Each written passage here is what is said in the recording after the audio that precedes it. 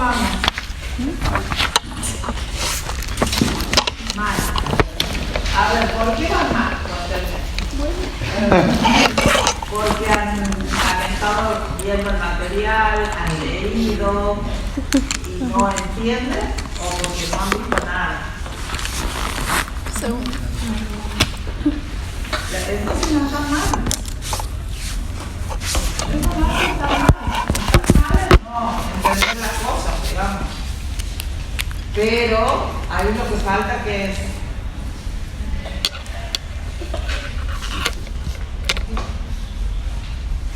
voluntad de sentarse a leer el material.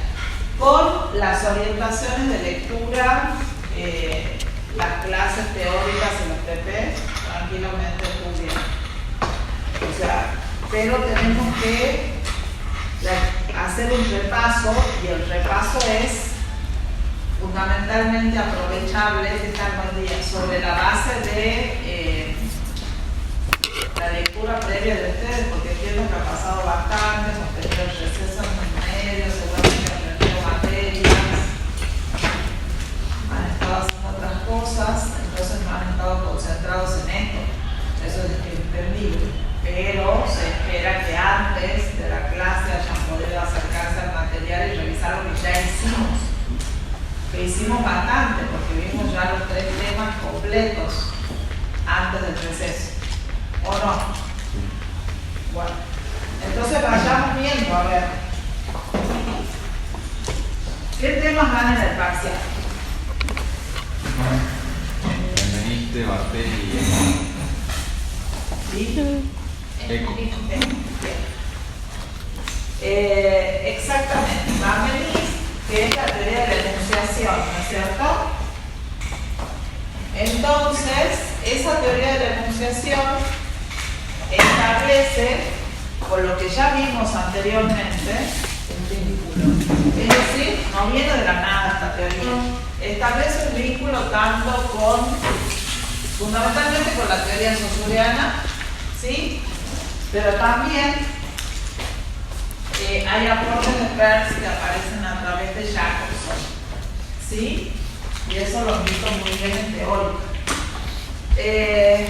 Bueno, empecemos. Entonces tenemos 3 temas, ¿sí? Teoría de la enunciación, Roland Barthes y Umberto Eco. ¿Sí? Veamos conceptos centrales de cada una de las teorías. El autor de esta teoría, como dijo acá su compañero, Emile Benveniste. Pero no vemos la teoría directamente de él. Hemos visto un texto acá que hemos trabajado en clase, pero en realidad a la teoría la vemos fundamentalmente a partir de el artículo que está en el texto de Jorge Lozano, el artículo que se llama Sujeto, Espacio y Tiempo en el Discurso, ¿sí? Que es el de Cristina Peña Marín. O sea, a través de ese artículo vemos la teoría de la enunciación. Bueno, a ver, veamos. Conceptos centrales de la teoría de la enunciación. Vayamos diciendo los conceptos centrales de la teoría de la enunciación. Ajá. Bueno, lenguaje, pero ya veremos en qué forma está visto el lenguaje. No viene a ser como un concepto central de la teoría de la enunciación. ¿Sujeto? Muy bien, sujeto. El sujeto, ya vamos a ver cómo se ve el lenguaje en qué términos. Sujeto, ¿qué más? Subjetividad. Muy bien, porque esta teoría de la enunciación es la teoría de la subjetividad en el lenguaje. Bien, ¿qué más? Lengua. Y bueno, acá con lengua se nos plantea así, casi lo mismo que con lenguaje. Sigamos nombrando conceptos y les vamos a marcar los que sean así puntuales, de la teoría de la enunciación y que involucran eso que ustedes nombran como lenguaje y lengua. ¿Qué más? ¿Esa es la persona o...? Anáfora, ¿no se llama? Creo que sí. Pero más que la anáfora, después vayamos a eso, está vinculado con la deixis. Actualización. Lo vamos a poner igual. Bien, actualización, ¿qué más? Anáfora lo vamos a poner en relación con deixis, que es la que importa acá. ¿Qué más anotamos? Pero, a ver, no han nombrado sujeto y la subjetividad, pero no han nombrado un concepto que es fundamental acá. Discurso. Discurso. Porque ya no es central ni la lengua ni el lenguaje, el discurso. Eso es lo absolutamente central en la teoría de la enunciación. Bien, ¿qué más? ¿Qué otras dos nociones? Una está en el mismo título de la teoría. Enunciado y enunciación. Exacto. Enunciación y enunciar. ¿Qué más?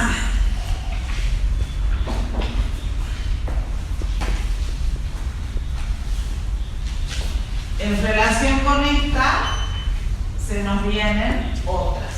Ahí. Que ya vamos a ver. Bueno, empecemos.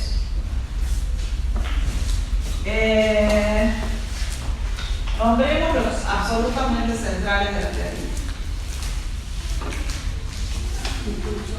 Discurso, ¿qué más? Subjetividad. Subjetividad,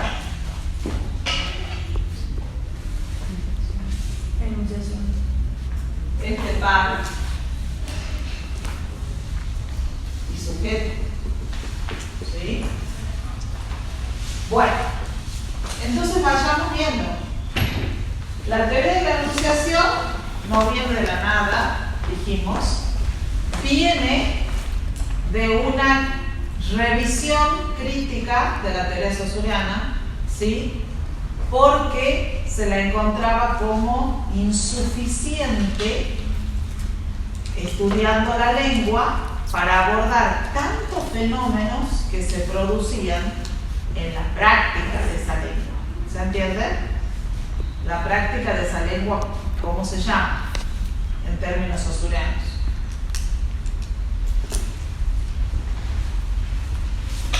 ¿Cuál es la práctica de la lengua? ¿Cómo se manifiesta la lengua? ¿A través de qué otro concepto? Par dicotómico de lengua. El habla. Esa es la manifestación. Acá tiene que eso salir. Buen día, me tengo que quedar sorda cuando diga todos juntos hablan. Porque no puede haber dudas al respecto. Bueno, esa es la manifestación de la lengua.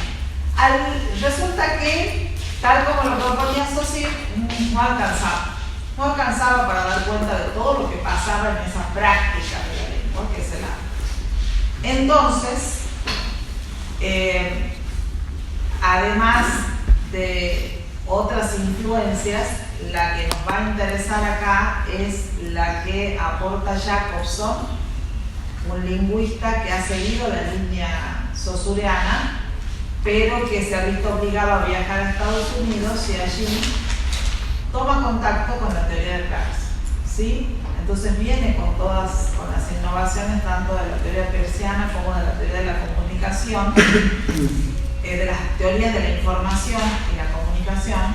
Entonces, todo eso hace que se replanteen estas cuestiones de hasta dónde llega el estudio de la lengua como tal. Entonces, pasa a ser, ustedes ya han visto, como estoy dando clases teóricas y clases prácticas, ya estamos haciendo un repaso, empieza aparece en el horizonte de los estudios lingüísticos y semióticos la idea del discurso.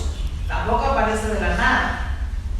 Se viene pensando en esto como un proceso más más que como algo cerrado, sino como un proceso que va ocurriendo en un tiempo y un espacio, esto que es el acto, ¿no es cierto? Que ya por Saussure sabíamos que es el acto individual, que es el acto individual de realización de la lengua, ¿o no? La lengua era lo social, el habla lo individual. Entonces, en eso individual hay muchos otros elementos que se incorporan, tales como el espacio y el tiempo. Y ahí conformamos el discurso. Entonces, el discurso está marcado fundamentalmente por tres coordenadas, que eran cuáles. Muy bien. Tres coordenadas que son sujeto, espacio y tiempo. ¿Sí? El espacio y el tiempo conforman el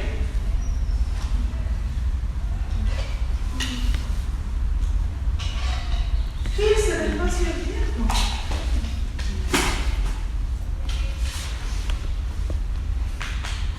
Espacio y tiempo. Cuando hablo de espacio y tiempo, hablo de Lugar de ocurre y el tiempo. no, me estás definiendo estos dos elementos. Yo quiero uno para estos dos. ¿El discurso? No. Contexto. Contexto. Muy bien. Contexto. Así de simple. Así de simple. Bueno, contexto. Con lo cual nos quedamos con que el sujeto y el contexto son centrales para la definición del discurso. ¿Sí? Bien. Todo esto, ahora, ese contexto y ese sujeto aparecen en el discurso, en esta práctica viva de la lengua, porque acá hay algo que tiene que quedar claro. El discurso se parece mucho a lo que nosotros conocíamos como lenguaje en Saussure, que involucraba lengua y habla. Porque acá, ¿sí?, el discurso es la apropiación de la lengua por un sujeto hablante. ¿Se entiende? La apropiación de la lengua por un sujeto hablante. Por lo tanto, discurso involucra tanto la lengua como su acto mismo de realización en un espacio, en un tiempo. ¿Se entiende la idea, no es cierto? Bien. Entonces, el discurso se va a parecer mucho al lenguaje, pero también a este par, enunciado y enunciación. ¿Sí? Ya vamos a ver por qué. Entonces, estos elementos, sujeto, espacio y tiempo, o sujeto y contexto, directamente, aparecen en ese discurso marcados. ¿Qué quiere decir eso? Aparecen marcados. Hay marcas de ese sujeto, hay marcas de ese espacio y hay marcas de ese tiempo. ¿Sí? Entonces, no podemos decir que un discurso es tal si no aparecen esos elementos. ¿Qué son esas marcas o señalamientos? Los dípticos. Exacto. Ahí tenemos todo lo que sería las délices, que son, tenemos por un lado dípticos, pero también señalamos a través de modalizadores y a través de Subjetivo y demás. muy bien. Esas son las marcas. Todas estas son marcas. ¿Sí? Marcas. Un discurso es, cuanto más marcado es un discurso, más subjetivo es. Cuanto menos marcado esté, menos subjetivo va a ser, por lo tanto va a tender a la objetividad. ¿Sí? ¿Qué significa esto de que esté marcado? Bueno, estas marcas entonces hacen a la subjetividad del lenguaje que se va construyendo en ese proceso de armar el discurso. ¿Sí? Ese proceso de armar el discurso es la enunciación. La enunciación es un proceso que da como resultado un enunciado. ¿Sí? Es decir, El enunciado es el producto de la enunciación. ¿Qué quiere decir esto?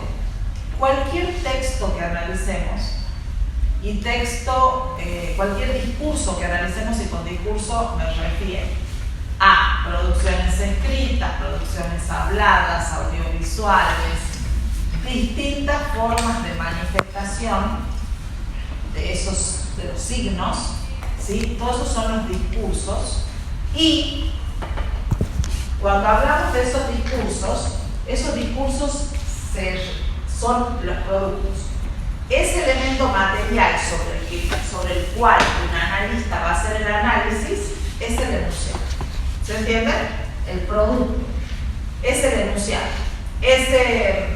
Todos los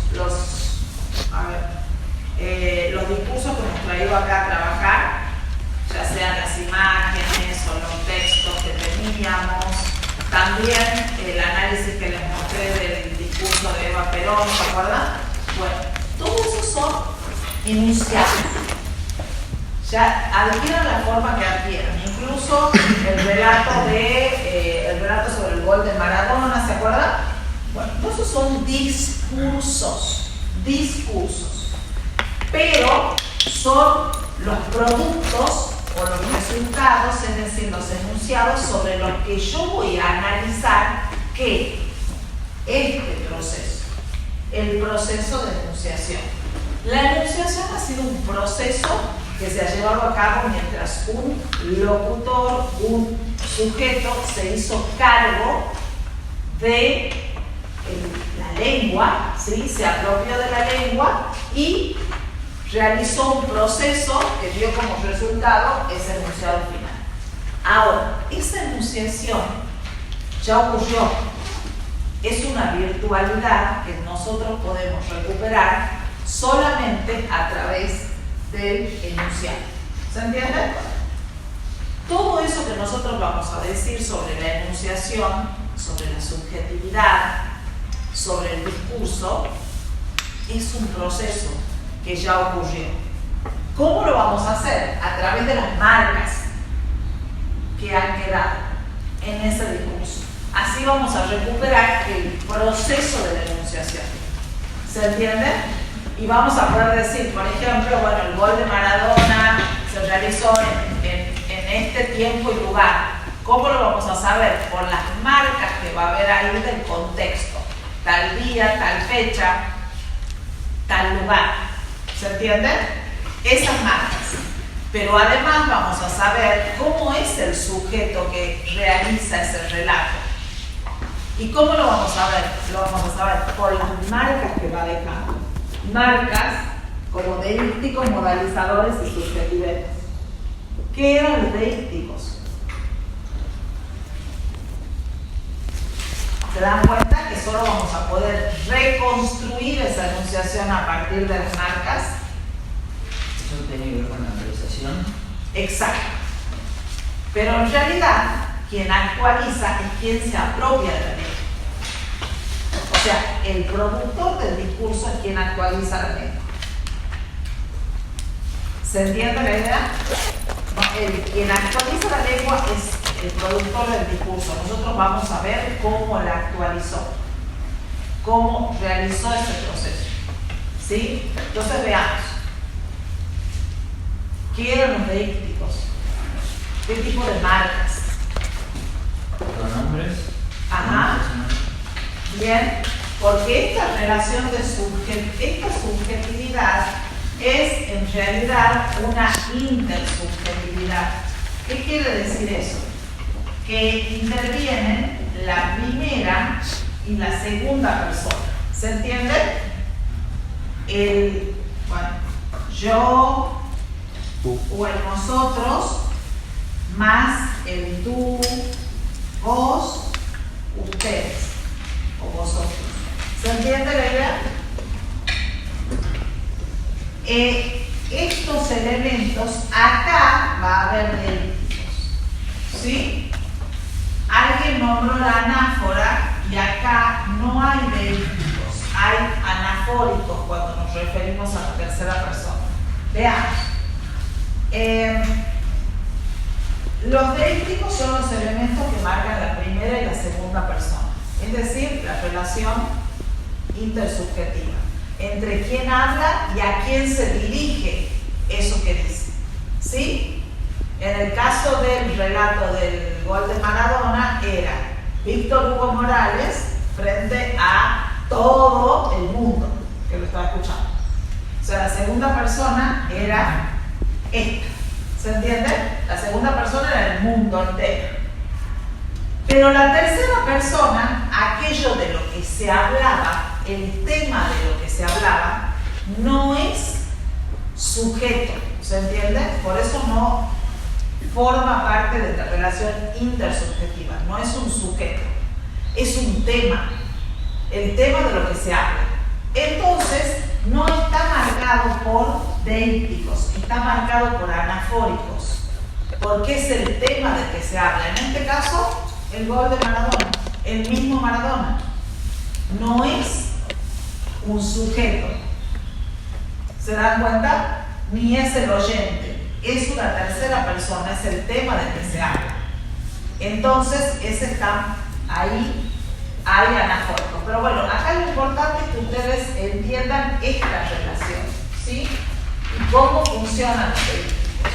¿Por qué? Porque todo eso hace a cómo es el sujeto, cómo se construye y se posiciona en el mundo a través de la lengua y de qué elige de la lengua para expresarse, ¿sí? Y para construirse. Luego tenemos los subjetivemas, otras de las marcas que podemos encontrar en el enunciado y que han sido parte del proceso de la enunciación. ¿Sí? Esos subjetivemas son principalmente adjetivos, sustantivos y algunos verbos. Siempre que establezcan, ¿sí?, una forma de que establezca la manera en que el sujeto ve el mundo que lo rodea, ¿sí?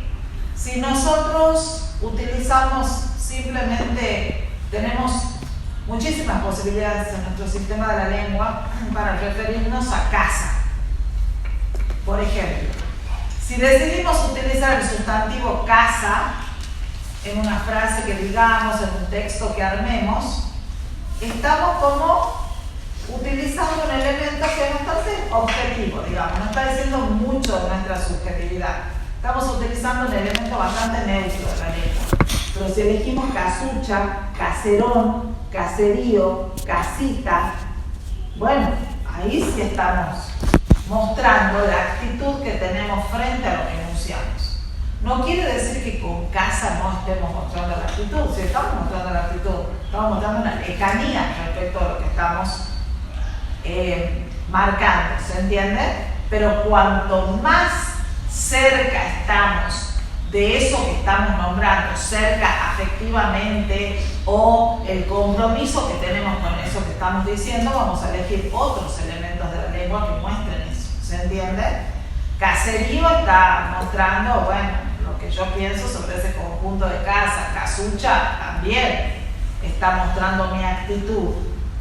Y que son distintas, ustedes pueden ir pensando cómo describirían esas actitudes. Casucha, caserón, casita, donde hay mayor afectividad. ¿Se va entendiendo la idea? Bueno, eso va marcando la subjetividad. Por eso los subjetivemas son tan importantes, porque muestran la actitud del sujeto frente a lo que enuncia. La mayor o menor distancia frente a lo que está mostrando. Y no solo una distancia física como la que se establece acá con los deísticos de espacio y tiempo, ¿sí?, que no eran solo pronombres personales, sino también algunos adverbios de lugar y de tiempo. Entonces eso me muestra cuán cerca estoy de lo que estoy relatando. Pero también estos elementos. No es lo mismo decir matar que asesinar. No es lo mismo decir se quitó la vida que se suicidó, o no es lo mismo decir que destrozaron a tal persona, acribillaron, que simplemente le dispararon. ¿Se entiende la idea? Bien. Bueno. Y finalmente los modalizadores, que los modalizadores ya tienen que ver con la totalidad de una frase, porque afectan a los verbos y a los adverbios que modifican esos verbos. Por ejemplo, no es lo mismo decir, no es lo mismo afirmar, ¿sí?, que dudar, ¿sí? Eso, y cada una de esas frases que afirmen, nieguen, duden, se muestren felices, se muestren tristes, todos esos elementos muchas veces están, o sea, esos verbos, muchas veces están además acentuados por algunos adverbios. Por ejemplo, afirmo con toda seguridad, ¿se entiende? Eso está marcando aún más esta idea. O dudo, quizás, refuerza también la idea de la duda. Niego totalmente o categóricamente, ¿se entiende la idea? Todos esos elementos, esos adverbios pueden, o construcciones adverbiales, ayudar a que algo, que ese sentido que está en el verbo sea aún más fuerte. ¿Se entiende la idea? Bueno, eso ustedes no van a tener texto donde tengan que leer eso. Esto quiero que quede. Esto se explica para que ustedes tengan clara la teoría. ¿Sí? La teoría. Ustedes tienen que poder explicar cada uno de estos elementos, ¿sí?, y realizar vínculos entre ellos de acuerdo a cómo se plantean las preguntas del parcial, ¿sí?, desde un punto de vista teórico. Se pueden pedir ejemplos, pero los ejemplos más que nada son para ustedes al momento de estudiar, que lo tengan claro a través de la práctica, cómo se da. ¿Eso se entiende? Bien. ¿Qué dudas tienen respecto de esto? ¿Qué nos quedó? A ver. La cuestión del sujeto. El sujeto, hablábamos, ¿se acuerdan ustedes de una duplicidad del sujeto? Sí. Bien. ¿A qué se refiere la cuestión de la duplicidad? Productor de sujeto. Muy bien. Duplicidad del sujeto. Es a la vez productor y producto de su discurso. ¿Qué quiere decir eso?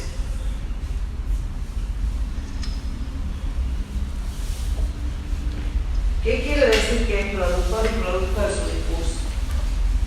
De acuerdo a lo que venimos viendo ahora.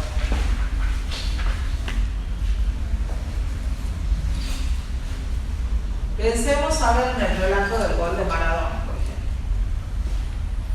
¿Ese sujeto es productor del discurso de ese relato?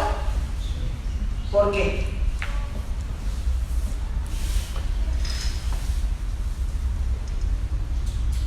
A ver. ¿Por qué es productor?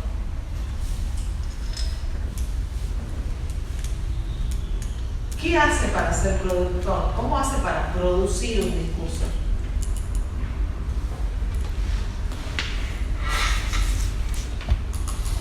¿Qué hacen ustedes cuando tienen que escribir, hacer un audiovisual? Sí, pero ¿qué tienen que hacer buen día? ¿Se apropian de qué? Curso. Más que del discurso, el discurso va a ser la sumatoria de todo. ¿Qué tienen para disponer, combinar, elegir, combinar? Ajá, ¿esos elementos de dónde salen? Contexto. De la lengua. La lengua como sistema de signos.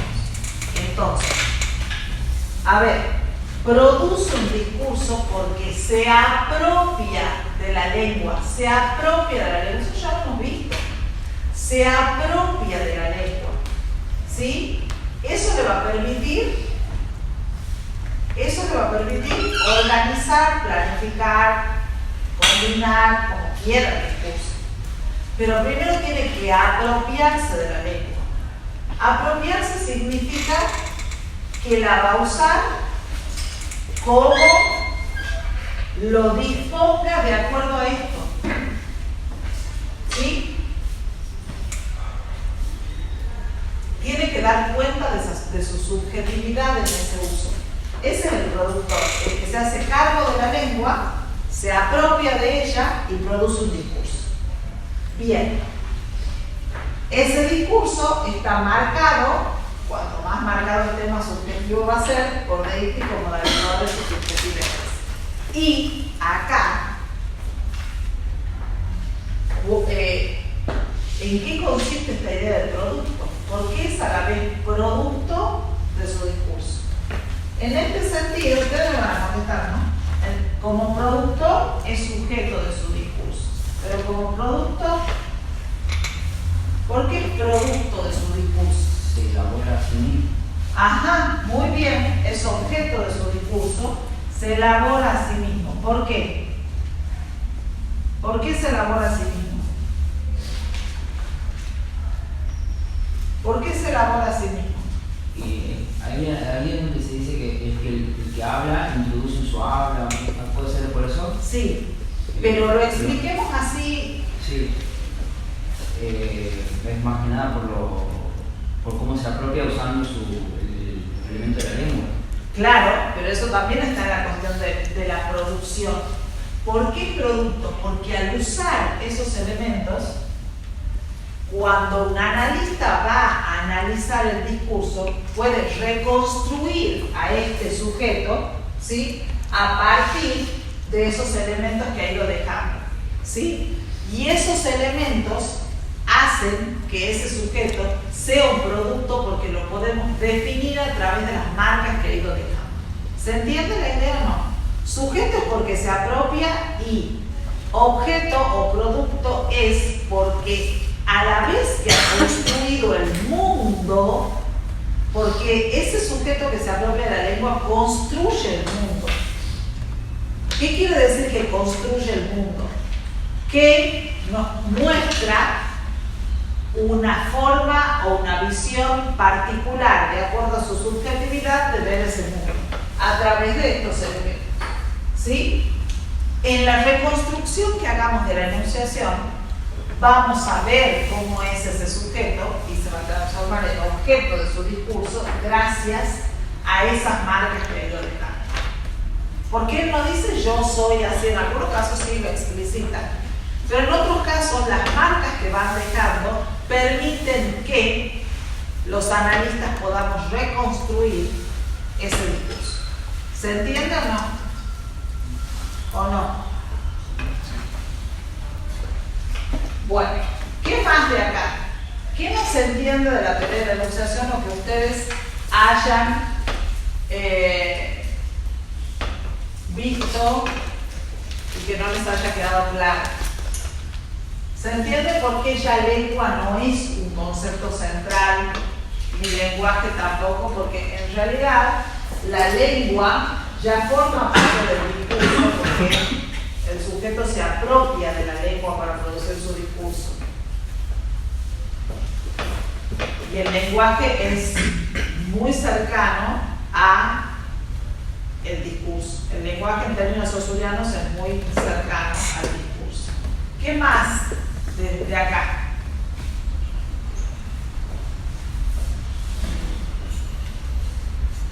¿Se acuerdan de este ejemplo que da?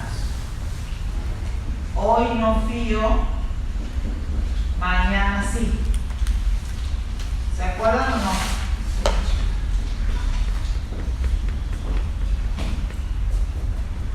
¿Sí? Con esta frase ustedes pueden explicar la teoría de la enunciación. Ahí tienen un sujeto que es cuál.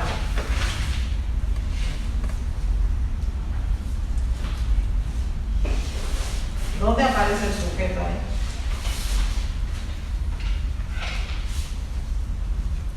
Hoy no fío, mañana sí.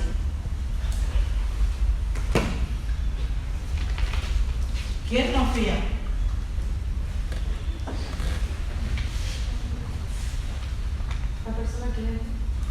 ¿Y dónde? ¿Y cómo está marcado? ¿Cómo está marcada esa persona que vende? No. El fío. El fío, ¿por qué el fío? Porque habla en primera persona. Ah, Yo no fui. Exacto. Acá está. Acá está el yo, que en español no es necesario ponerlo siempre, porque nosotros tenemos distintas formas verbales para marcar las distintas personas. Bien. Y hoy que han nombrado, ¿qué está marcando? Tiempo. El tiempo.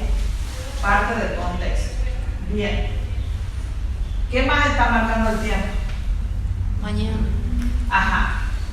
Mañana también está marcando el tiempo. Son deícticos de tiempo y este es un deíctico de persona.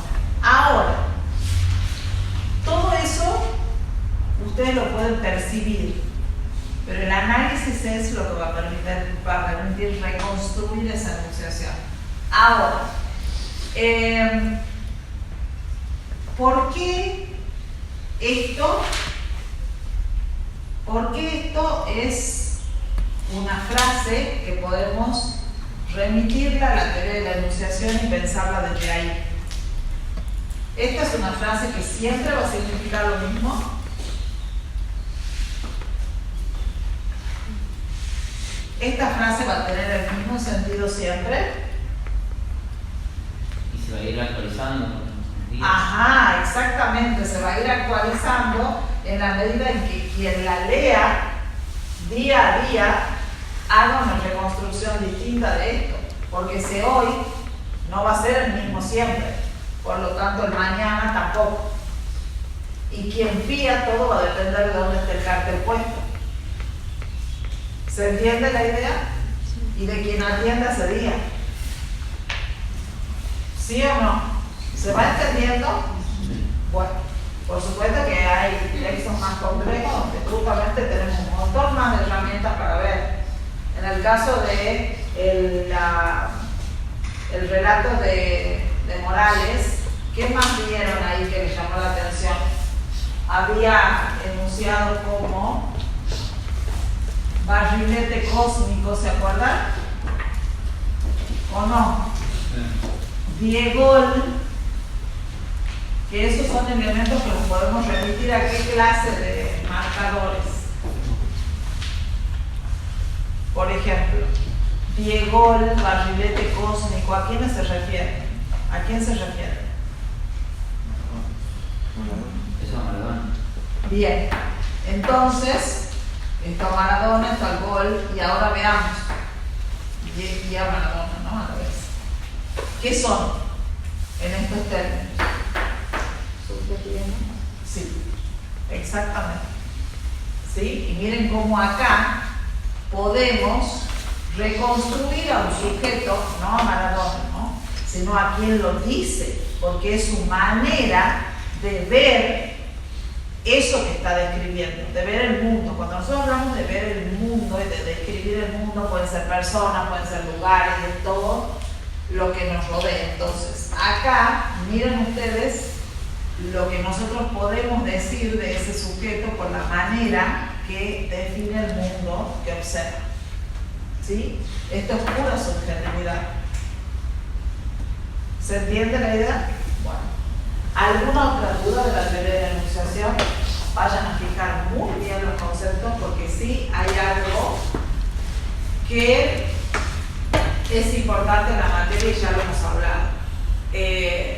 Los conceptos tienen que estar enunciados con claridad. Enunciados con claridad en el marco de la teoría a la que pertenecen. ¿Sí? Entonces, estudien, fijen los conceptos centrales. Fijar no es necesariamente estudiar de memoria, pero si nosotros queremos aprender un concepto en la teoría de pertenencia, hay términos que están asociados a esa teoría y que por tanto debemos manejar. ¿Se entiende? Apropiación, actualización, discurso. Cada uno de estos términos que a su vez se relacionan con otros para poder expresarlos adecuadamente dentro de la teoría a la que pertenecen. ¿Sí? Bueno. saben que el parcial, bueno, ya pasamos a varios. Ya saben que el parcial es el lunes. Y algo quiero que quede claro. El parcial en esta comisión es el lunes. Si ustedes no pueden rendir el lunes, rinden en la recuperación. No rinden el jueves. Porque no hay dos fechas para el primer parcial y después otra fecha para la recuperación. Hay una fecha para el parcial y una fecha para la recuperación. ¿Se entiende? Como dije, primer parcial y el segundo. Hay una fecha del segundo parcial, como de cualquier parcial, y otra de la recuperación. Entonces, si lamentablemente por cualquier imprevisto ustedes no pueden llegar el lunes, no van a venir a rendir el jueves. Eso quiero que esté claro. Vienen a la recuperación. Eso es lo que corresponde. ¿Sí? Si ya saben de antemano porque se han enfermado, espero que no, por otro motivo, no llegaron y no van a presentarse, bueno, ya saben que tienen la oportunidad de la recuperación. Pero no son dos fechas para el segundo parcial. Rendimos nosotros el lunes. Bueno, ahora pasemos a partes.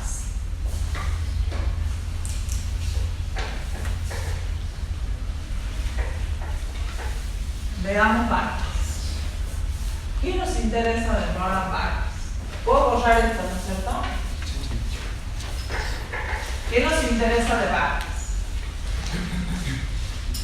Quiero que me empiecen contando quién es Roland Barthes, por qué lo vemos después de Saussure, igual que en la teoría de la enunciación de Van Benis.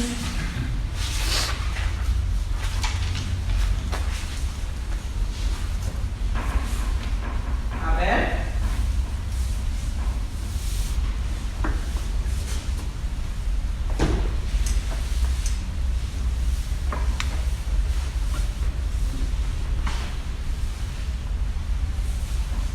Cuéntenme. A ver, ¿quién es Roland Barthes en relación con la teoría saussuriana? A ver. Esta teoría, la de Barthes y la de Eco, son de la misma época, corresponden a la segunda semiótica, solo deben haber visto en la teórica. Cuéntenme qué pasa. Desde los años 50 en adelante. A ver.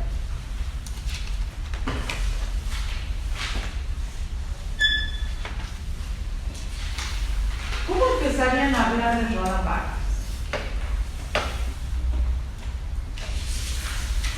Si la única herramienta que tienen es los signos. ¿Signo?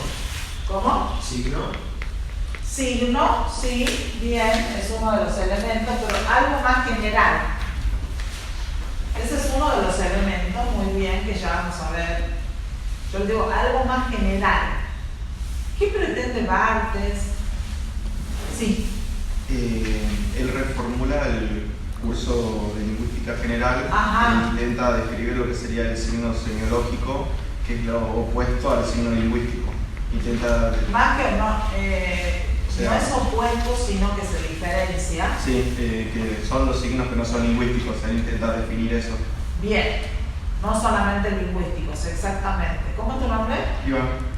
Bien, Iván. Bueno, por ahí pasa por una cuestión mayor.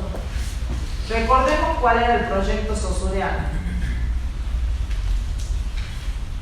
¿Cuál era el proyecto saussuriano? ¿Quedarse en la lingüística y la definición del signo lingüístico y de la lengua o algo más? ¿Qué quería Saussure? Que no logra, bueno, porque él muere antes de realizar ese proyecto. ¿Qué era? Quería construir una ciencia que estudie los signos. No solamente lo lingüístico, empezaba por ahí. Ajá, ¿y cuál sería esa ciencia? Porque él la postula como algo que todavía no existe. ¿Cuál era esa ciencia mayor que la lingüística?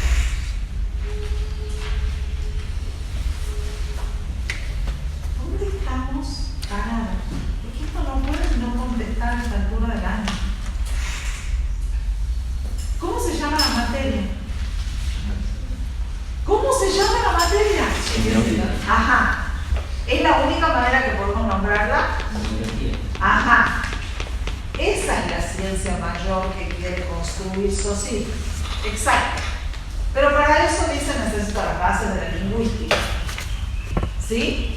Entonces estudia la lengua, objeto de la lingüística, como sistema de signos. Signos lingüísticos solamente. Pero que van a ser la base de estudio de esa ciencia mayor, la semiología.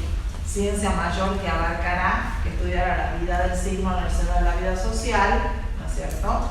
Y que abarcará el estudio de todos los sistemas de signos. Él no logra realizar ese proyecto. Entonces dice Barthes, que queda fascinado y deslumbrado, no como nosotros acá, al leer el curso de lingüística general, dice que, ¿qué tal, buen día? Dice que ha encontrado las herramientas para desmitificar los mitos pequeños burgueses de la sociedad del momento. ¿No es cierto? Él se deslumbra por eso. Sí. ¿Él no la define como antropología? Sí, una de las definiciones. Entonces, a partir de ahí, eso es lo que él quiere. Ve lo que exactamente quería Saussure que se viera.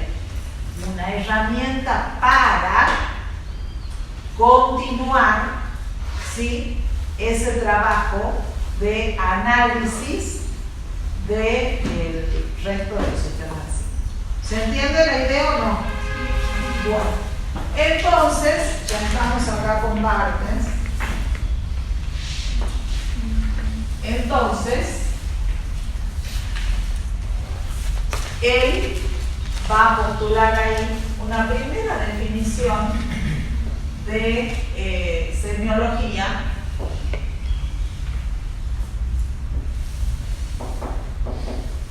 En realidad son 3 definiciones. Una es la que vos dijiste como antropología, pero primero cuando se deslumbra, ¿qué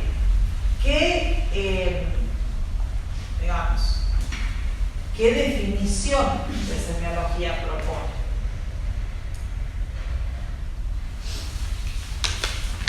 Primero dijo un método fundamental de crítica ideológica. Exactamente. Método fundamental de crítica ideológica.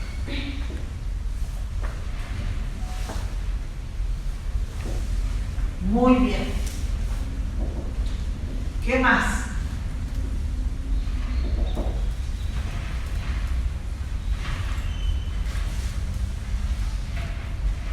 Dice él, con este método que propone Saussure en el curso de lingüística general, la cuestión del valor, la cuestión de las relaciones sintagmáticas, paradigmáticas, todas las dicotomías que él propone, vamos a poder desnaturalizar los mitos pequeños burgueses de la sociedad. Entonces, la semiología va a ser el método para realizar o cumplir ese objetivo. ¿Sí? ¿Qué otra definición? Que también está relacionada con esa idea de desvelar, de desnaturalizar esos mitos. ¿Qué otra definición que la vimos en la cocina del sentido al comienzo y que la volvemos a ver ahora? Sí, La ciencia de los segundos mensajes. exacto. Ciencia de los segundos mensajes o connotación. ¿Sí? Que acá podemos ver la cuestión de la función signo o el mito. ¿Sí?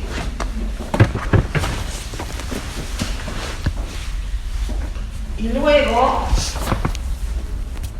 como lo que vos dijiste, Iris, artrología. ¿Sí?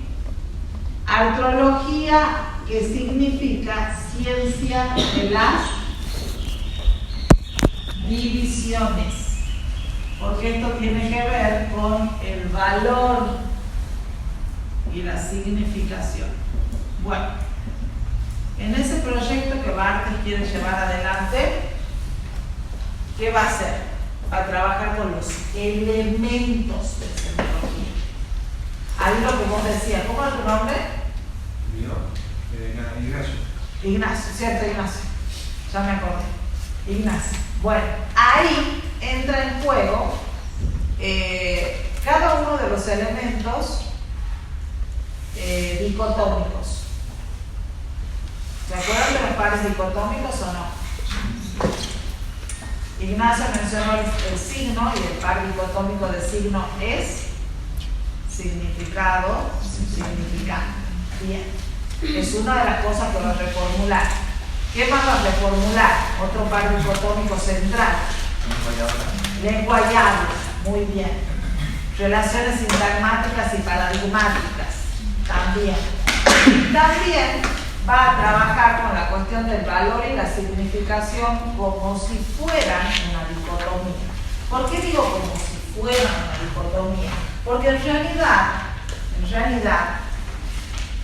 Saussure no lo ve como una dicotomía al valor y a la significación, no lo plantea como dicotomía. Pero Barthes sí, cuando recupera esas nociones, sí las propone como dicotomías para explicar la cuestión de la arqueología o ciencia de las divisiones. ¿Sí? Bueno, entonces veamos. Acá se entendió por qué método fundamental de crítica ideológica, porque va a estar vinculado con esto, con llegar a cómo se fabrica el sentido. ¿Sí? Esto es, lo vamos a poner primero, está vinculado con la cuestión de la función signo y del mito, pero también está vinculado con la fabricación o hechura del sentido. ¿Sí? El sentido se fabrica, no es natural, esa es la idea, y tiene que ver con la función signo. Veamos, entonces ahora, esa está en relación con la segunda definición, que es la de ciencia de las connotaciones o segundos mensajes. ¿Por qué? ¿Qué es la connotación? Para expresar la denotación y la connotación, vamos a partir, y así lo hace Barthes, de este esquema. ¿Qué significa esto? Expresión, contenido y... Esta es la relación. Expresión en relación con contenido. Esa relación está marcada. Es importante que se marque. Expresión en relación con el contenido. Esta sería la denotación. Y luego vamos a tomar toda la denotación como la expresión solamente para que se relacione con otro contenido, que es del orden de lo social. Veamos. Para explicar la idea de función signo, Barthes va a explicar que los signos semiológicos se distinguen de los signos lingüísticos porque son generalmente objetos de uso. ¿Sí? Si son objetos de uso, ya se distinguen a nivel de la sustancia porque siempre tienen una materialidad. ¿Sí? Nosotros conocíamos la sustancia del significado en el signo lingüístico y no había materialidad allí, pero acá sí, en el concepto no hay materialidad, en el concepto, en el significado, ¿sí? Del signo lingüístico no hay materialidad, pero en este sí, porque todo está hecho con son objetos de uso, entonces están hechos con algunos materiales, las telas, los materiales que elegimos para el mobiliario, los materiales de que están hechas los alimentos. ¿Se entiende la idea? Entonces es materia, entonces siempre va a haber materia ahí en todo. ¿Y por qué hablamos de la sustancia y les estoy hablando del concepto, del significado? Porque en realidad la sociedad, ¿sí? Miren ustedes, la sociedad, va a decir Barthes, en el momento en que toma un signo o un objeto para uso, por ejemplo, la piel de los animales, que fue lo primero que se usó como abrigo a lo largo del proceso de hominización, ¿sí? los primeros humanos mataban los animales para comer su carne, y para abrigarlos. Pero en ese momento el abrigo era, digamos, directo, se mataba a ese animales y uno se abrigaba con esa piel. A lo largo del tiempo, esa piel se ha ido transformando en algo que fue teniendo otros sentidos, no solamente el de abrigar. ¿Se entiende la idea? Entonces, una vez que la sociedad se apropió de ese objeto, además del sentido original del abrigo, le agregó otro sentido, inmediatamente. ¿Sí? Sentidos que van cambiando con el tiempo. ¿Sí? Entonces, si nosotros acá podemos pensar en la expresión, ¿sí?, como el abrigo de piel, ¿sí?, en relación con un contenido que es abrigarse, todo eso va a pasar a ser solamente la expresión de un segundo sistema, que ya es el de la connotación, donde se va a relacionar con otro contenido, que acá en la época de Barthes, en fines de la década del 50 y 60, que escribe estos dos textos, Elementos de Semiología y El mito, en este momento era un estatus social alto, el del abrigo de piel. ¿Se entiende eso o no? Pero ahora podemos pensar en otro sentido para un abrigo de piel, como cuáles.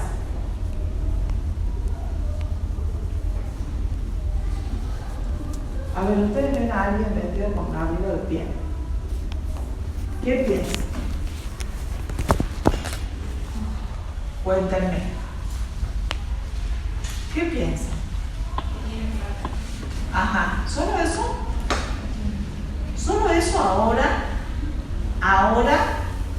No, y ahora como que está mal visto. Ajá. Animales. Exactamente, como algo antiecológico, a no ser que por supuesto sea una piel sintética, y ahí ya tenemos otros elementos que se agregan. ¿Se va entendiendo la idea o no? Bueno, entonces acá se agrega otro contenido. El contenido que se agrega siempre va a ser del orden de lo histórico y de lo contextual, porque es lo que va a cambiar. Porque esa función signo, dice Barthes, pasa por dos momentos o dos movimientos. Uno es la semantización y el otro es la refuncionalización. ¿Sí? Primero tiene un sentido y luego se refuncionaliza. Porque no es solamente el sentido del abrigo, es la función de significar un estatus social alto, de significar lo ecológico o lo antiecológico. ¿Se entiende o no? ¿Está claro o no? Bueno. Ahora, vayamos a la cuestión. ¿Esto está claro?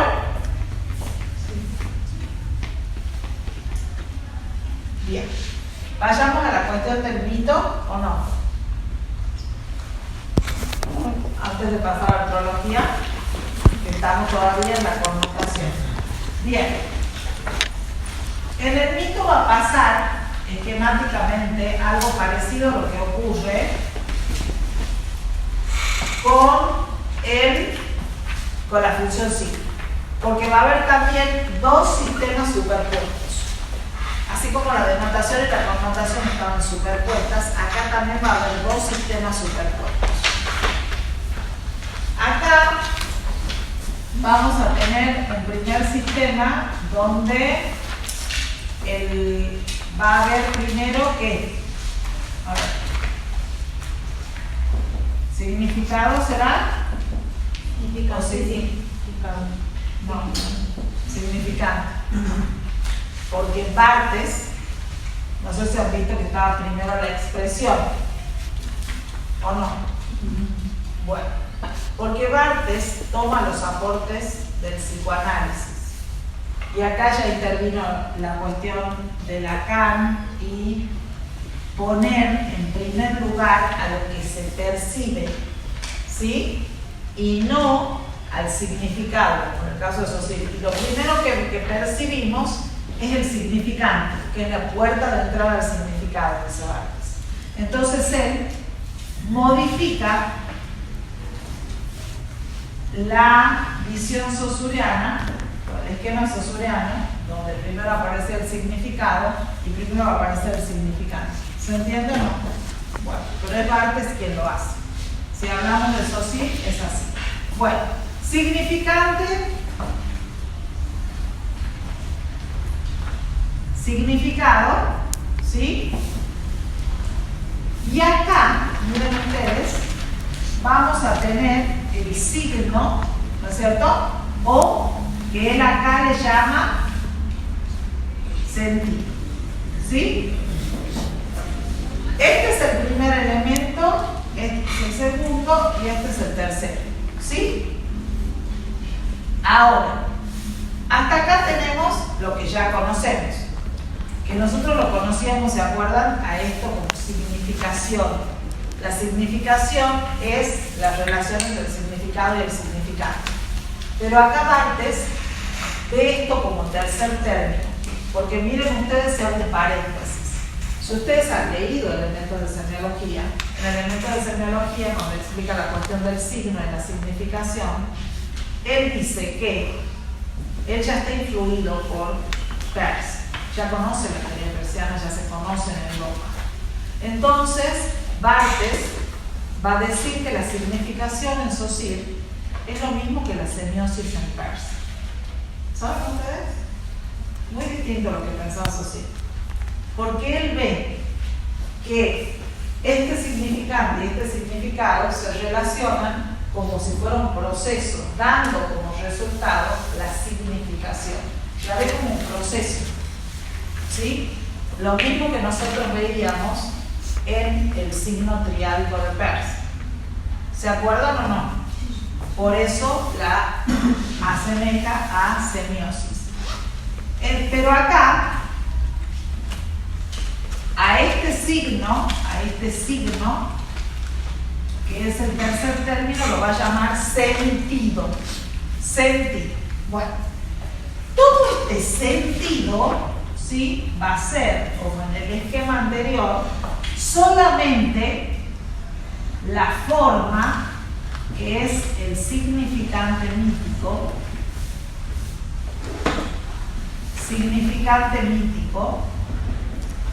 que le llama forma. Y acá vamos a poner números romanos para que entendamos que estamos hablando de otro sistema que está, que se conforma sobre la base del anterior. Forma va a ser el significante mítico, el concepto va a ser el significado mítico y finalmente, ¿sí?, la significación va a ser el signo mítico. ¿Sí? ¿O no? Acá tenemos este elemento que es el mito, que se construye sobre el sistema de la lengua, dice él, o lo que él llama un lenguaje objeto, y se forma esto. Vean. Acá va a ocurrir algo parecido a lo que ocurre en la función signo. Él va a tomar, en este caso, para analizar la imagen de la portada de Paris Match, de un número de Paris Match donde aparece un joven negro saludando a la bandera de Francia. No está la bandera, pero se supone por el uniforme que lleva que está saludando a la bandera de Francia. ¿Sí? ¿Qué dice ahí él de eso? ¿Se acuerdan? ¿Cuál sería el significado?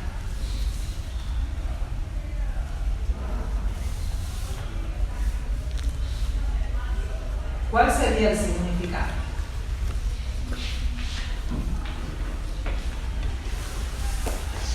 Él dice que está viendo esa revista.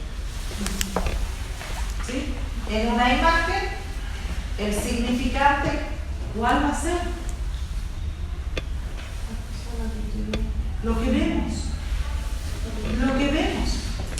Lo que percibimos es el significante. La materialidad de lo que estamos viendo. ¿Se entiende o no? El significante es esa imagen. La imagen entera. ¿Sí? Es la imagen. El joven, la podemos describir a la imagen. Joven saludando a la bandera. Bueno. ¿Cuál es el significado de esa imagen? ¿Qué significa? Sí.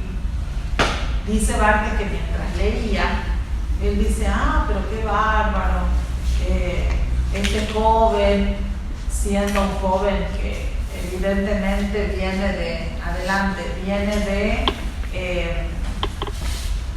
países que han sido colonizados por Francia igualmente, saluda a la bandera de Francia, qué bien.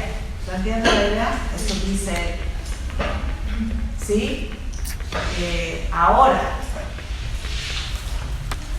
piensa, ¿eso es así? Después dice, no, pero esto pasa porque Francia es una colonia tremenda y es un tremendo país colonizador, y por eso es que tiene a un originario de otros pueblos saludando a la bandera y rindiéndole homenaje a la bandera de Francia. ¿Se entienden las lecturas que hay ahí? Él hace ahí mínimamente dos lecturas. ¿Se entiende o no? ¿Dónde ubicamos cada lectura? ¿Cuál es el mito?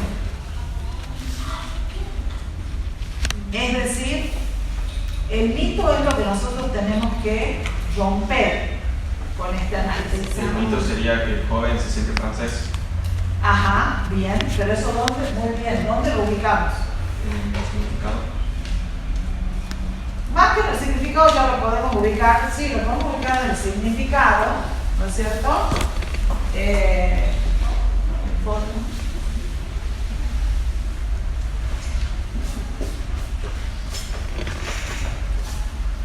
Ajá, bien. Y luego tenemos un sentido que ya va a ser el signo, que para que este joven se sienta francés, ¿qué ha pasado acá? ¿Cuál es el sentido?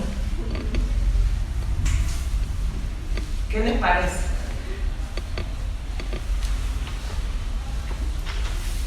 Es la francesidad, digamos, este país maravilloso francés que da cabida a todas las culturas, o este país imperialista que acá iría entonces la imperialidad francesa. Pero eso, y es lo que quiere mostrar Barthes, en el mito se corre, se va por un momento, se va cuando ingresa el mito, y el significante del mito deforma este sentido, lo deforma porque agrega otro concepto que también es histórico, agrega otro concepto.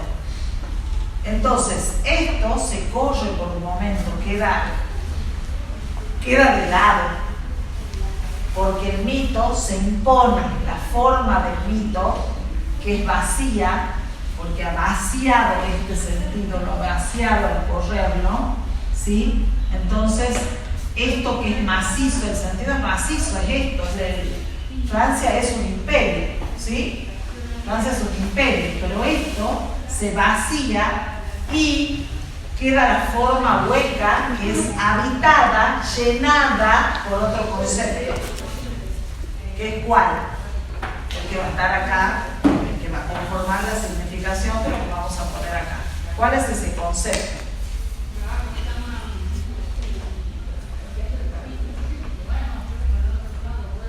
Eso que hablábamos, qué maravilla Francia, ¿no? Eso que le preguntaba recién. O es la imperialidad o es qué maravillosa Francia. ¿O no? La maravilla de Francia que abriga sus... Podemos enunciarlo de distinta manera, que recibe, etcétera, habitantes de otros lugares. Y acá la significación entonces, ¿cuál sería? Barthes habla de algo como francesidad, que sería esa idea de que Francia recibe y abriga en su seno a otros pueblos, ¿se entiende? Acá lo podemos expresar de una manera y acá la idea es expresarlo por ahí en un solo término. ¿Se entiende la idea o no? Es decir, acá este sentido, el sentido de la imperialidad, ha quedado cubierto por el mito. El mito de qué bárbaro, qué Francia, qué francesidad. La francesidad es esto, ¿no? De que dejar que cualquiera que quiera habite este pueblo. ¿Se entiende? Forme parte de este pueblo, habite este territorio. Ese es el mito. Pero el mitólogo puede hacer esto. El lector de mitos puede dar sentido. ¿Por qué? Porque va a ir a la historia. Va a ir a la historia de ese sujeto que está ahí en la imagen. ¿Se entiende? No lo va a ver superficialmente, que es lo que quiere el mito. Porque el mito, la significación del mito quiere que se vea solo eso. Eso que se nos aparece a primera vista. Pero no, hay que ir a la historia de ese sujeto que se está viendo ahí o de eso que se está viendo, para poder dar cuenta del sentido. ¿Se entiende la idea o no? Y no nos olvidemos de todos modos que todos los sentidos son fabricados, ¿no? Las significaciones y los sentidos. Igual esto puede ir cambiando, eso quiere decir que se fabrica. ¿Se entiende o no? Bueno, eso hace a la definición de semiología como ciencia de los segundos mensajes o de la connotación. ¿Se entiende o no? Tanto la explicación de la función signo como la del mito. Y nos queda la definición de artrología, ¿sí? La artrología, veamos. La palabra artrología viene de articulus, que quiere decir artículo, parte de, quiere decir signo, y si termina en i, articuli, es el plural. Artículos. Bueno, es para que ustedes vean cómo, porque lo va a escribir así, lo va a escribir así. Este es el singular y este es el plural. Bueno, veamos. Para explicar esta idea hay que ir necesariamente a la metáfora de la hoja de papel. Y ahora que veo la hoja de papel, no se la queden, ¿no? Vayan pasando. Bueno, a ver, vamos a la metáfora de la hoja de papel. ¿Se acuerdan o no? El signo en una hoja de papel. Ajá. Justo esta no está en blanco. De un lado, ajá, no es tan simple. Eso, así como la tenemos, va a decir Barthes, nosotros entendíamos así, que de un lado el significado, del otro el significante, porque son el anverso y el reverso de la hoja de papel, no se pueden separar. Bueno, perfecto. Pero acá Barthes va a decir, de un lado tenemos el pensamiento, y del otro lado tenemos el sonido. El pensamiento es la masa amorfa de significados y el sonido es la masa amorfa de significantes. ¿Sí? Es decir, masa amorfa de significados y de significantes es antes que hayan sido atravesados por el sistema de la lengua y por lo tanto toda esa masa amorfa de significados de un lado y la masa amorfa de significantes del otro se puedan diferenciar. Veamos. Sustancia, cuando tenemos la hoja en blanco, tenemos sustancia. Cuando tenemos la hoja entera, tenemos sustancia. ¿Se entiende? De un lado pensamiento y del otro sonido. Dice. Cuando trozamos esa hoja, nos queda también de un lado una cosa y del otro otra cosa. Pero estas cosas ya no son el pensamiento y el sonido, son sí ya el significado y el significado. Porque al dividir, ¿sí? Se han producido al mismo tiempo la significación y el valor, porque tenemos cada signo separado, cada signo por sí mismo, ¿sí? Cada signo por sí mismo, y si tenemos cada signo por sí mismo, y son todos los signos separados, entonces también tenemos el valor, porque tenemos la distinción de cada uno de esos signos respecto del otro. ¿Se entiende o no? O sea, está la sustancia sería la hoja de papel completa. Así. Acá tenemos sustancia. ¿Por qué? De un lado el pensamiento, del otro lado el sonido. ¿No es cierto? Sí. Cuando tenemos una forma, tenemos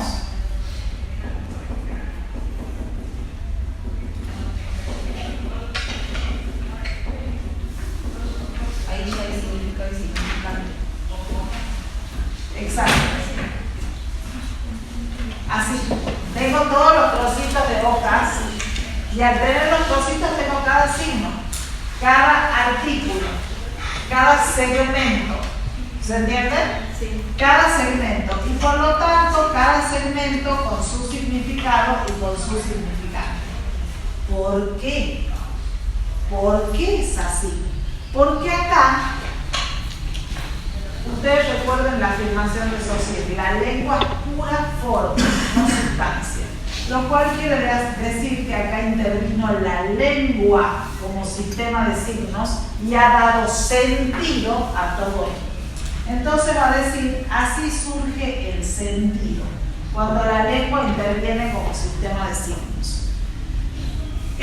¿Cómo va a intervenir la lengua como sistema de signos? Bueno, determinando, caracterizando cada uno de esos elementos, ya sea como significado o como significante con las herramientas que tiene la lengua. ¿Se acuerdan cuando veíamos el valor y comparábamos los elementos? ¿Se acuerdan de eso? Por significados o por significantes, y podíamos determinar por qué uno no era el otro. Bueno, eso es lo que ocurre acá. Interviene la lengua con sus métodos como sistema de signos y puede separar y diferenciar uno de otro. Esto es sustancia porque es una masa amorfa, sin forma. Y esto es forma porque hay diferenciación. ¿Se entienden? Formalizar, en este sentido, dar forma es diferenciar. Ahora, ¿qué significa eso? Que intervenga la lengua como sistema de signos, que significa que antes, al ser sustancia, sea amorfo. Bueno, ustedes piensen, cuando ustedes están por rendir, yo ya creo que les he dado este ejemplo, pero cuando ustedes están por rendir y dicen, sí, sé todo, pero no lo puedo explicar, ¿sí? ¿Se entiende la idea? Bueno, no lo pueden explicar porque está todo acá revuelto, ¿se entiende? Está todo revuelto, no ha intervenido aún la lengua como sistema de signos, diferenciando discurso es tal cosa, lengua es tal cosa, lenguaje, sujeto, artrología. ¿Se entiende lo que quiero decir? Tomo ejemplo de nuestra materia. Pero es todo este continuo que está en la mente, pero que nos pasa también con otras cosas, cuando nos acordamos de una película y la queremos contar y finalmente nos damos cuenta que no nos acordamos nada, o las canciones cuando las vamos en la música, que vamos escuchando, hasta que hacemos clic y nos vamos dando cuenta que viene después, cuando, prestamos atención y podemos diferenciar una parte de otro, un elemento de otro, un género de otro. ¿Se dan cuenta? Eso es lo artrológico. Esa es la idea de que el sentido provenga de la segmentación. ¿Se entiende?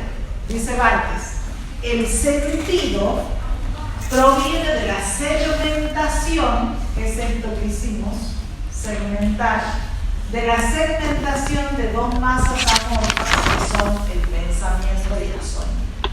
¿Se entiende? Entonces, ¿por qué? Y ya cierro la idea. ¿Y por qué pensamiento y sonido? Pensamiento, porque el pensamiento así, toda esa masa amorfa de ideas sin poder diferenciar una de otras, como pensamiento, no es ámbito de la lingüística. La lingüística no puede estudiar el pensamiento. La lingüística estudia la lengua. ¿Se entiende la idea? ¿Y por qué sonido? Porque el sonido así material tampoco lo estudia la lengua. La fonética es parte de la lengua, sí, pero no es una parte específica como la fonología, que estudia las diferencias de los sonidos. ¿Se entiende la idea o no? Entonces la lengua, acuérdense ustedes, solo podía ser estudiada lingüísticamente. Entonces lo que la lengua puede ofrecer es esta formalización, esta segmentación de lo que surge el sentido al segmentar esas masas amorfas. Sí, Julia, ¿qué quieres decir? Que cuando somos más chicos o cuando estamos aprendiendo un idioma nuevo, tenemos más sustancias que forman. Sí. No es que tengamos más sustancias que forman, es que a medida que vamos aprendiendo a diferenciar, es que es todo procesual. En cada parte de ese proceso vas segmentando. Lo que vas aprendiendo acá, en este momento, lo vas diferenciando de lo que vayas aprendiendo después. Digamos que en el primer momento que uno va aprendiendo algo, hasta que se lo apropia, sí, son como terrenos amorfos. Pero se entiende a qué va la idea de lo amorfo, a que no ha sido aún segmentado para que aparezca el sentido. Y esto es lo que a nosotros nos interesa, que para Barthes el sentido proviene de la segmentación. Por eso él segmenta todo, segmenta acá, segmenta en la función signo, ¿sí? Son operaciones a partir de las cuales racionalizamos lo que tomamos para el análisis, porque si no es imposible analizar, es imposible comprender sin la segmentación. Eso es lo que está postulando. Por eso es que para Barthes la semiología también puede ser arqueología o ciencia de las divisiones o segmentaciones. ¿Se entiende la idea? Bueno, ¿alguna otra duda de Barthes? Después también trabaja con otro de las dicotomías con las que trabaja, es la dicotomía lengua-habla, donde se encuentra con dos problemas allí. ¿Se acuerdan de eso? Los problemas con los que se encuentra. Porque, a ver, lo que Barthes va a querer hacer, volvamos al proyecto saussuriano, lo que Barthes va a querer hacer es trasladar esos elementos de semiología, que son las dicotomías, trasladar los elementos esos elementos que en Saussure son lingüísticos a todos los sistemas semiológicos. Pero en el traslado a todos los sistemas semiológicos tiene que reformular. ¿Se acuerdan? Iván nos decía que se oponen el signo lingüístico del semiológico. No, más bien los reformula al signo semiológico en relación con el lingüístico. Y ahí va a ver que se diferencian a nivel de la sustancia, porque son objetos de uso, porque tienen materia. Cuando haga el traslado de la dicotomía lengua-habla, ahí se va a encontrar con dos problemas. ¿Cuáles van a ser los problemas del traslado de la dicotomía lengua-habla? Origen del sistema puede ser. Muy bien, lengua-habla. Y relación del volumen entre la lengua y su habla. Muy bien. Origen del sistema y relación de volumen entre las lenguas y sus hablas. Acá él va a trabajar, recuerden ustedes siempre, las hablas. Cuando hablamos de las lenguas y sus hablas, bueno, cada lengua, así como nosotros tenemos el habla, que es la realización individual del sistema, cada uno de los sistemas semiológicos también tiene su habla propia, ¿sí? En el caso de la comida, nosotros tenemos la lengua o el sistema, sería todos los elementos que podemos combinar después en el habla, entre comillas, digamos. ¿Se entiende? Después, cuando vamos a realizar una receta, nosotros podemos combinar, como así está pautado en la receta, o hacer nuestras propias combinaciones. Lo mismo ocurre con la moda. Y acá es importante, porque en la reformulación él tiene que agregar otro elemento, y es la cuestión de la materia, ¿no? Porque todos los sistemas semiológicos tienen materia. Y acá veamos, ¿qué pasa con el origen del sistema? Él trabaja con el sistema del automóvil, el sistema de la moda, que es el sistema de la alimentaria, y con el mobiliario y la alimentación. El origen del sistema. ¿Cómo se origina el sistema lingüístico? Cuéntenme.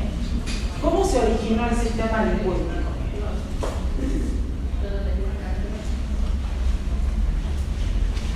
Se ha reunido un grupo de personas y ha dicho desde hoy hablamos español y lo hablamos así.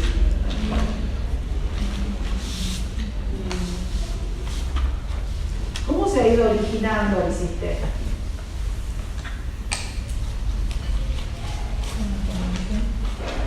¿Cómo? Sí, pero ¿quién lo originó?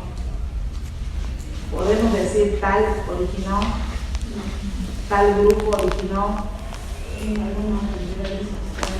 La masa hablante. La masa hablante. Lo dice eso sí, desde los orígenes. Fue la masa hablante la que fue creando el sistema, por convención, por supuesto. La masa hablante, ¿sí? Eso está claro en la lengua. Pero ¿qué pasa en los otros sistemas que él analiza? En los otros sistemas semiológicos, no. Son grupos de decisión, grupos más pequeños de decisión, los que originan los sistemas. ¿Se entiende? La comida existió, pero el sistema de la alimentación, no. O sea, eso ya se va sistematizando. Luego ocurre lo mismo con la moda. Los abrigos existieron, pero la moda es un sistema que se organiza después. Lo mismo ocurre con el automóvil, lo mismo ocurre con el mobiliario. ¿Sí? Entonces tienen un origen que tiene que ver con grupos de decisión. ¿Sí? Y grupos que tienen el poder en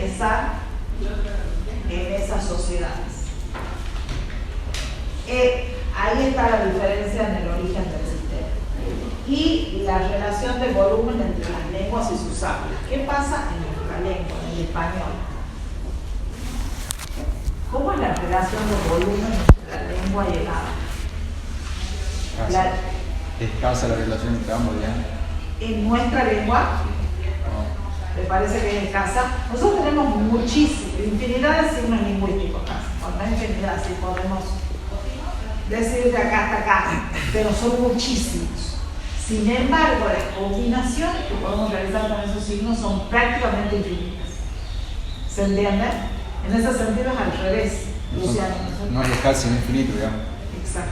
Es muy grande la diferencia de volumen entre la lengua y el habla. Muy grande, porque hay muchísimas, casi infinitas combinaciones que podemos realizar desde el habla con el sistema de la lengua que tenemos.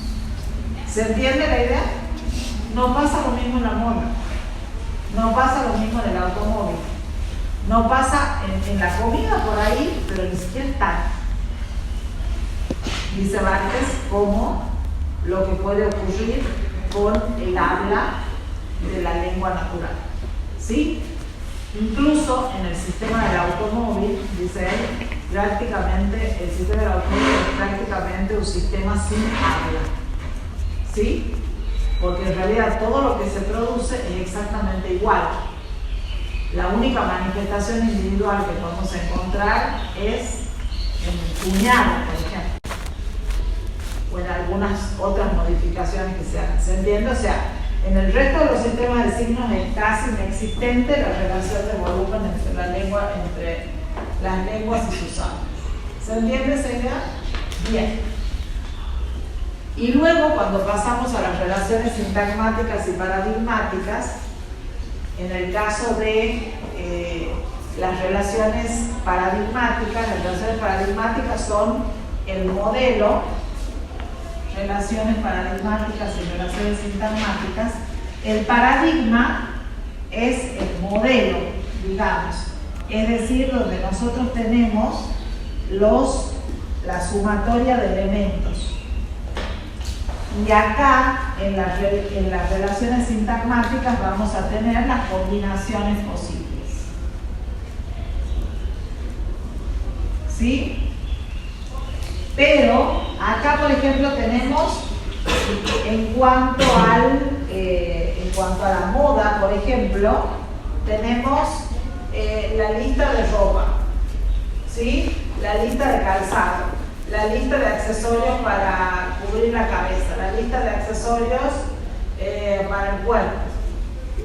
Y en las relaciones sintagmáticas, las combinaciones posibles que podemos hacer de esos elementos. ¿No es cierto? Porque estas relaciones sintagmáticas son como el habla de ese paradigma. ¿Sí? ¿Estamos bien hasta acá con Barthes para que revisemos eco? Bien. A ver. ¿Vieron esta noción de función signo que acabamos de ver de Barthes? ¿Cómo se llama en eco esa nueva reformulación del signo? Muy bien. Función semiótica, que se llama exactamente igual que la que da origen tanto a la de Barthes como a la de Eco. ¿Qué es la de quién? ¿Quién reformula en términos de función semiótica la noción de signo de Saussure? Kienzle. Sí, veamos.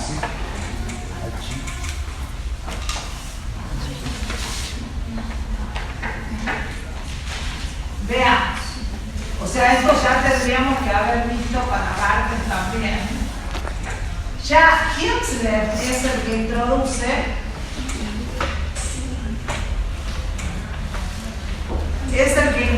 la noción de función semiótica que Barthes adapta como función signo, y Eco como función semiótica igual que él.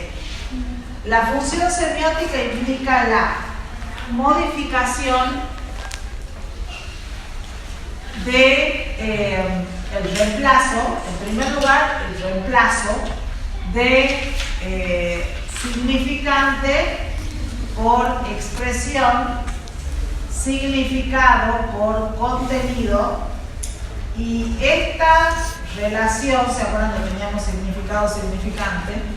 Esto por una idea de esa inmovilidad que había esa inmovilidad que había en la relación significado-significante, ¿se acuerdan de decir? Que era algo absolutamente estática esa relación, ¿se acuerdan?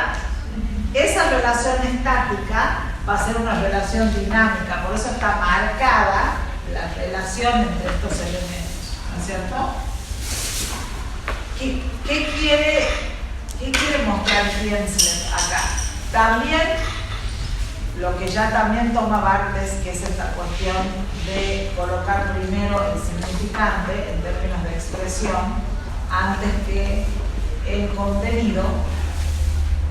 Eso está primero, pero fundamentalmente lo que quiere Kienzler acá es mostrar el dinamismo con esta nueva manera de ver el signo, de verlo en términos de función, donde cada uno de estos elementos son funtivos de una relación de función. Esta idea la toma de la matemática. Esto pretende significar que estos elementos pueden ser reemplazados por otros, ¿sí? Estos elementos, silencio chicas por favor, pueden ser reemplazados por otros, ¿sí? Y la función, por supuesto, va a seguir dándose, pero resignificándose en la medida en que eso sea reemplazado. Pero puede ser reemplazado, no es absolutamente estático. ¿Eso qué quiere decir? Que nosotros podemos tener una expresión del tipo GATO, ¿no es cierto? Lo escribo como un significante en relación con el contenido animal, cuadrúpedo, felino, etc., ¿no es cierto? Pero a la vez, esta expresión, ¿sí?, se puede relacionar en otro momento con otro contenido, ¿sí?, que puede ser la misma expresión. A ver, ¿cómo le voy a...? La misma expresión se va a relacionar con otro contenido que puede ser el de herramienta hidráulica, ¿no es cierto? Bien. Pero la diferencia con SOSIR va a ser que el SOSIR, ¿por qué es algo estático? Porque cada uno de esos, tanto el significante gato con el significado de animal cuadrúpedo o el significante gato con el significado de herramienta hidráulica, van a ser dos signos distintos. Son dos signos distintos, no son el mismo signo, que pueden intercambiar el significado. ¿Se entiende o no? Y acá la diferencia es que de la misma expresión depende con quién se relacione, con qué contenido se relacione, bueno, va a ser una función distinta. Son maneras de percibir de forma distinta las cosas. ¿Se entiende o no? Son formas de percibir distintas.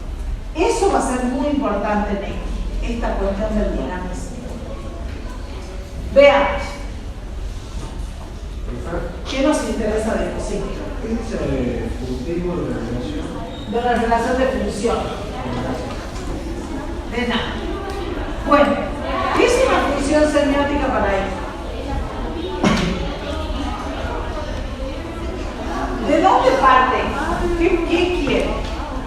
¿De dónde parte y a dónde quiere llegar? La expresión a través de una idea. ¿Qué cosa? Expresión a través de una idea. Bien, ¿qué más? ¿Cómo la podemos? ¿Qué otra manera tenemos para definir función semiótica? Función semiótica, código, sistema será lo mismo que código, paisaje molecular,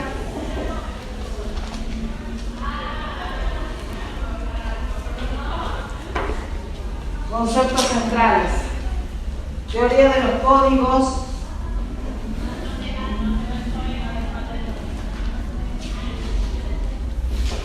¿Qué es una función semiótica para él?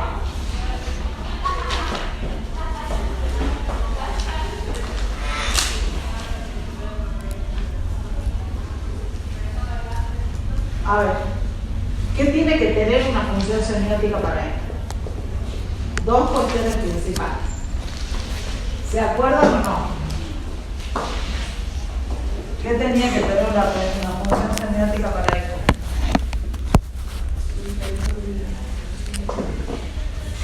Sentido. Sí, los objetivos, por supuesto. Pero esa relación, ¿cómo tiene que ser?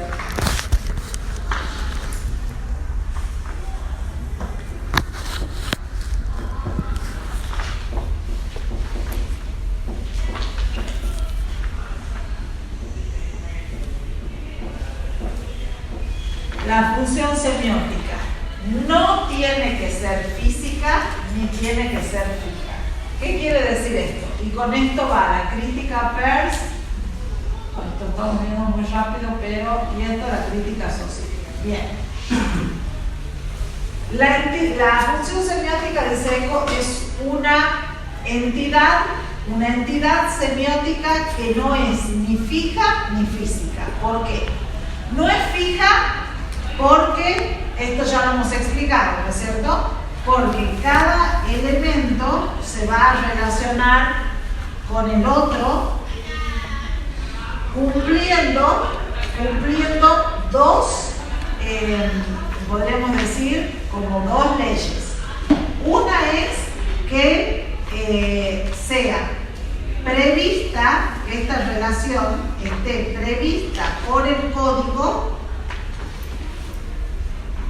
y autorizada por el contexto. Prevista por el código y autorizada por el contexto.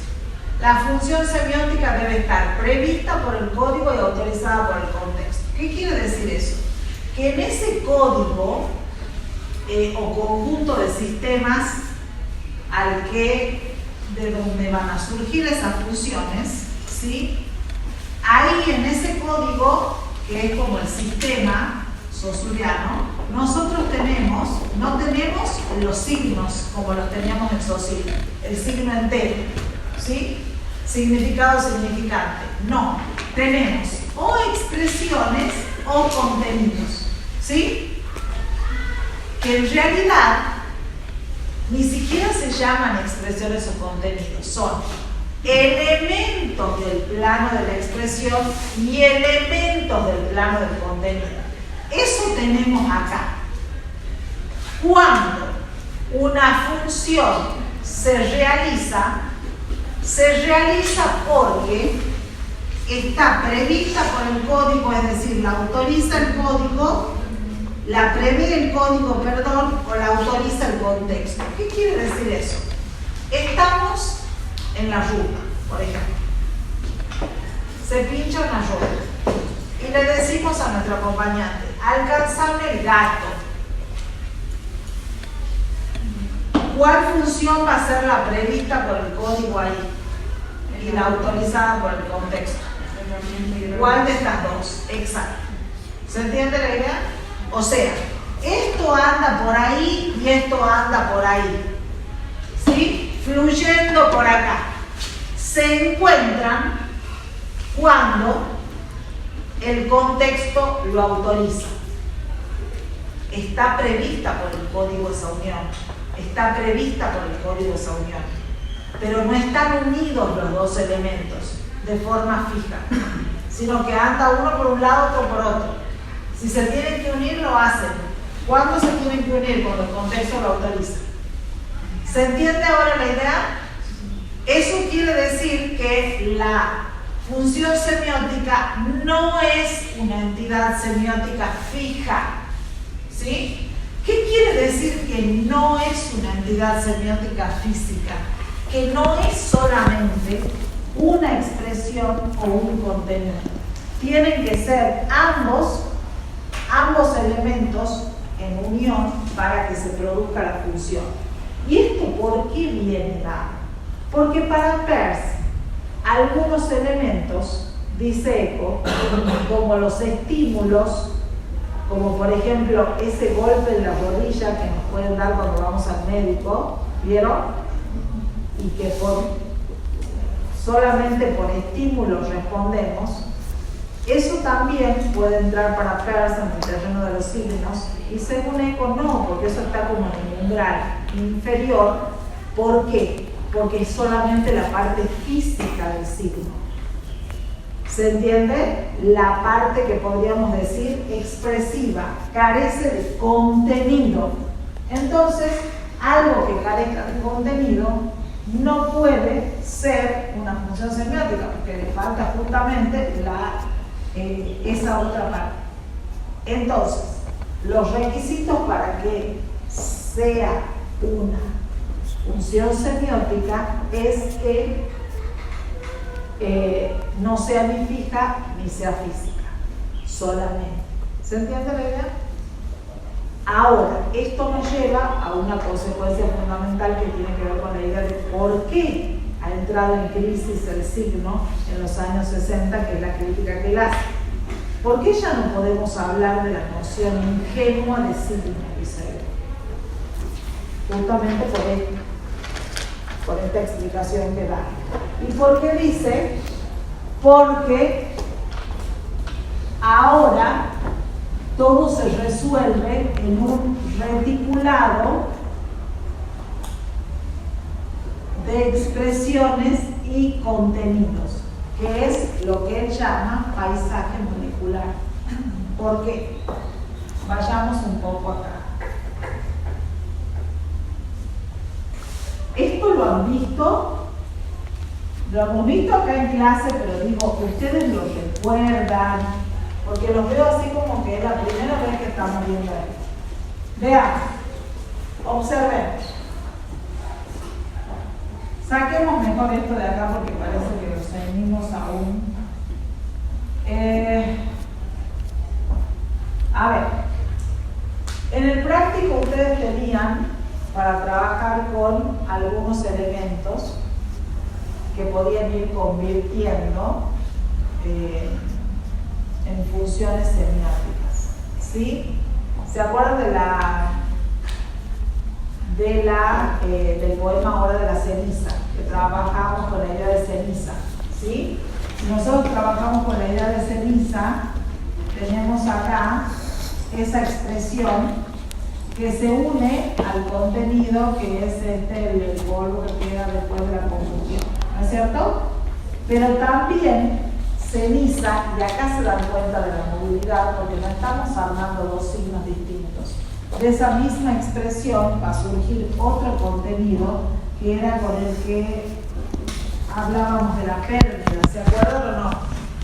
O de la muerte. Pero noten ustedes que acá no hay otro signo, otra expresión para unirse con este contenido. La misma expresión se puede unir a distintos contenidos y viceversa. Esa es la idea de que no es una entidad semiótica fija, ¿sí? Porque los elementos se van a unir de acuerdo a cómo lo permita el contexto.